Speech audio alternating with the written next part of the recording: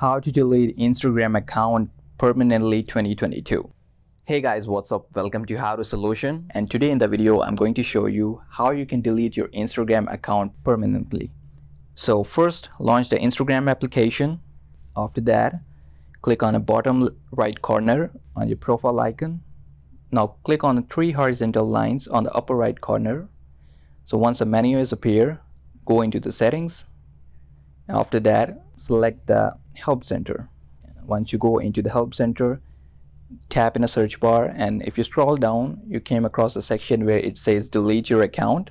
Tap here. After that, how do I delete my Instagram account? Now if you scroll down, you came across a section where it says go to delete your account. Tap here. Now select the reason why you are deleting your account. Just enter your password and select the section where it says delete your account. So that's how you delete your Instagram account. So that is it in this video. I hope you enjoyed the video.